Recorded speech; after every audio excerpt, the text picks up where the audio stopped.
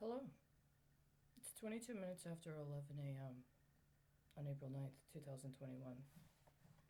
For the next section, on Other People's Money and How the Bankers Use It by Louis D. Brandeis, he describes specific real lines and then goes on to discuss how the security proceeds were spent in a very detailed manner. So for today, I am going to read both sections concerning the specific real lines with an understanding that we are going to have a time frame during which there will be no reading because of the weekend, and then the resumption will occur on Monday, April 12th. Starting at the top of page 164, about 5 lines down. The Harriman Pacifics. J.P. Morgan and Company, in urging the need of large banks and the cooperation of bankers, said, quote, the Attorney General's recent approval of the Union Pacific settlement calls for a single commitment on the part of bankers of $126 million, end quote. This $126 million, quote, commitment, end quote, was not made to enable the Union Pacific to secure capital. On the contrary, it was a guarantee that it would succeed in disposing of its Southern Pacific stock to that amount. And when it had disposed of that stock, it was confronted with the serious problem: what to do with the proceeds. This huge underwriting became necessary solely because the Union Pacific had violated the Sherman Law. It had acquired that amount of Southern Pacific stock illegally, and the Supreme Court of the United States finally decreed that the illegality cease.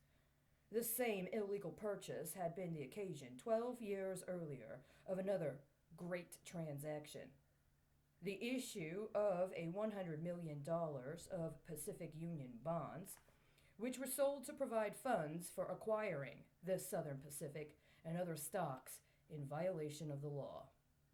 Bankers, quote, cooperated, end quote, also to accomplish that. Now that section ends approximately the same place on page 165 that it began on 164. Next section, beginning on 165, about 5 lines down. Union Pacific improvements.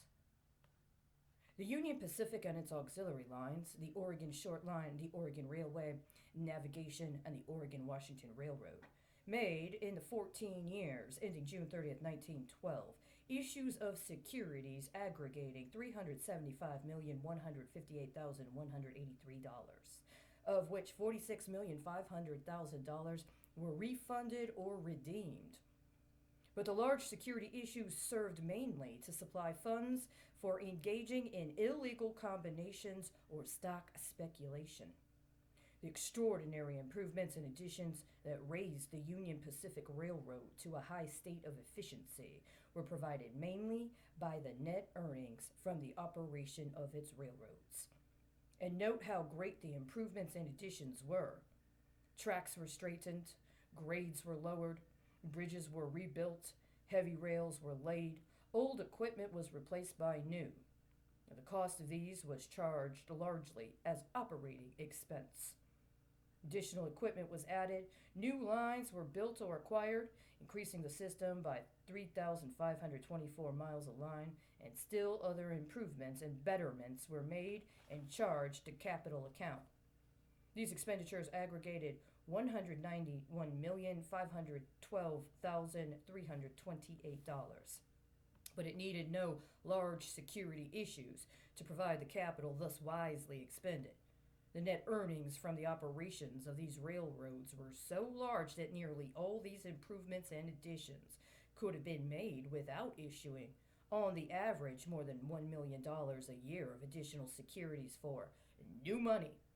And the companies still could have paid 6% dividends after 1906, when that rate was adopted. For while $13,679,452 a year on the average was charged to cost of road and equipment, the surplus net earnings and other funds would have yielded, on the average, $12,750,982 a year available for improvements and addition, without raising money on new security issues. Now that's the end of that section, approximately 60% of the way down on page 166. I gotta be honest with you right now. I'm mighty inclined to keep reading. See, Monday is a very important day.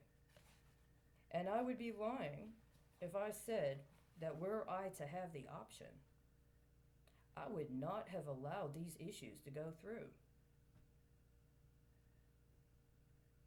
I think Mr. Brandeis makes a very sensible argument here regarding the non-necessity of further speculation.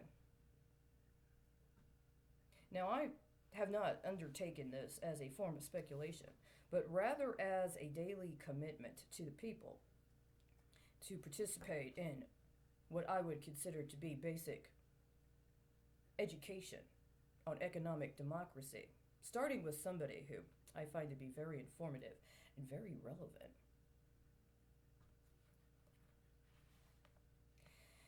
How the security proceeds were spent. The $375 million security, except to the extent of about $13 million required for improvements and the amounts applied for refunding and redemptions, were available to buy stocks and bonds of other companies.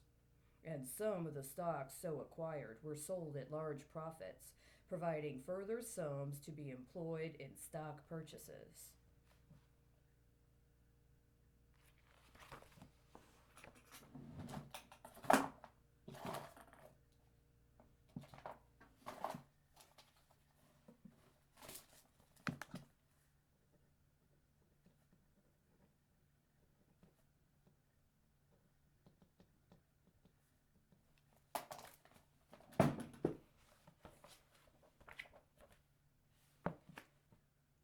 $375 million Union Pacific Lines security issues, therefore, were not needed to supply funds for Union Pacific improvements, nor did these issues supply funds for the improvement of any of the companies in which the Union Pacific invested, except that certain amounts were advanced later to aid in financing the Southern Pacific. Italicized. They served substantially no purpose save to transfer the ownership of railroad stocks from one set of persons to another. Italics ended. Here are some of the principal investments. An amount. Number 1. In acquiring and financing the Southern Pacific. An amount. Number 2.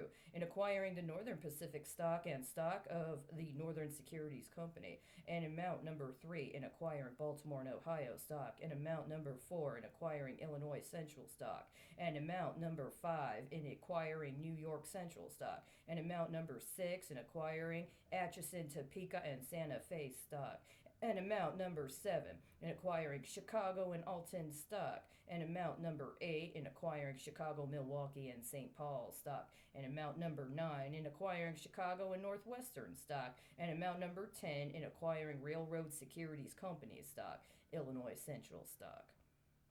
The immediate effect of these stock acquisitions, as stated by the Interstate Commerce Commission in 1907, was merely this. Quote, Mr. Harriman made journey by steamship from New York to New Orleans, thence by rail to San Francisco, cross the Pacific Ocean to China, and returning by another route to the United States, may go to Ogden by any of 3 rail lines, and thence to Kansas City or Omaha without leaving the deck or platform of a carrier which he controls, and without duplicating any part of his journey. He has further what appears to be a dominant control in the Illinois Central Railroad running directly north from the Gulf of Mexico to the Great Lakes, parallel to the Mississippi River. And 2,000 miles west of the Mississippi, he controls the only line of railroad parallel to the Pacific coast and running from the Colorado River to the Mexican border.